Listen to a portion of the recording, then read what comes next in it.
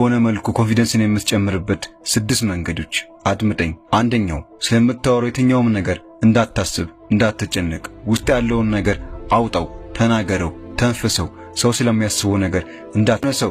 ሙሉ ሊዝብ ይችላል፣ በአንተ ሊሳለቅ ይችላል፣ ግን ግድ እንዳይሰጥ።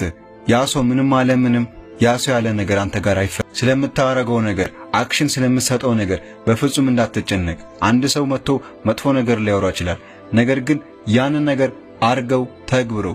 ከሰው አቴንሽንን አትቀበል። አራተኛው ማንንም ሰው ብሎክ እንዳታረግ። አንድ ሰው አስቀይመም አላስቀይመም ኢግኖር አድርገው እንጂ ብሎክ እንዳታረገው። ብሎክ የምታረገው ከሆነ በዛ ሰው እንደምትቀናና ያንን ሰው በጣም እንደምትጠላው ተነግሯል። ስለዚህ ብሎክ ሳታረገው ኢግኖር አድርገው፣ ለዛ ሰው ግድ እንዳይሰጥ። አምስተኛው ለማይገባው ሰው አታስረዳ። ስድስተኛው ውስጥ የሚነግርህን ነገር አድርግ፣ ሰው የሚልህን ነገር እንዳትሰማ።